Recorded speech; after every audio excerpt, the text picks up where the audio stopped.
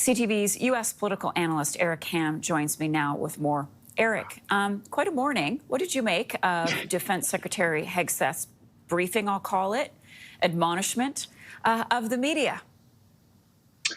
That was surreal. I mean, he really came across as unhinged, but clearly we see that he is speaking to an audience of one, and it worked for the president. But again, we have to remember the press is actually only responding to what the information that they received, that we all received from this DIA report. And of course, we know that information is unbiased. It has no political tinge to it. And it basically is giving analysis of what the actual strikes did, particularly to Iran's nuclear program. And so now it's incumbent upon the administration to actually expound on that information and, more importantly, go beyond just the report and explain what are the next steps. But what we're seeing right now is a president and his cabinet and those around him doubling down on trying to shape and shift the narrative, while the press is actually responding to information that is coming out of Pete Hegseth's own department. Can we back up a bit, Eric, and give some context perhaps as to why these sort of questions are even being raised? Doesn't it come down to what happened with the war in Iraq, the weapons of mass destruction? And we all know how that played out. That's true.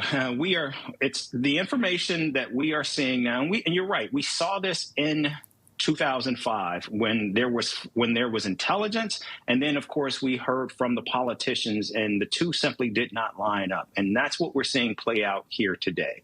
You've got the intelligence, which is coming directly from within the Pentagon, and then you have the politicals. You have the president, you have the defense secretary, and what they are saying is simply not aligned with the actual intelligence. And not only does it go back to what we saw in 2005 with the Iraq war, but it also goes back to what we saw with the whole Russia investigation, where you had the president standing next to the Russian president, Vladimir Putin, and actually siding with Russia over his own intelligence, over those that actually work to secure the country.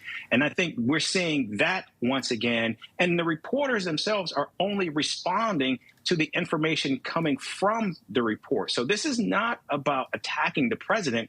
It's actually expounding on it, asking the questions of the information that they are being provided. So did the briefing this morning answer definitively any questions about the effectiveness of the attacks? What did we learn?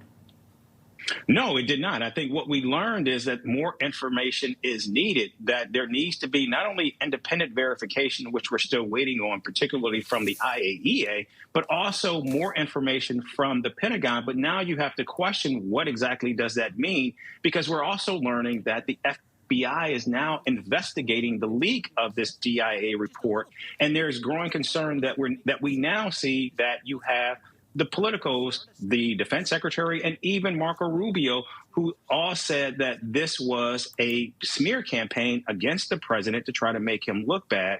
And now that begs the question, can we expect to continue to get information that is unbiased, that is not influenced by politics, that shapes actually what happened, but more importantly, what are the policies forthcoming as a result of what the DIA is actually providing?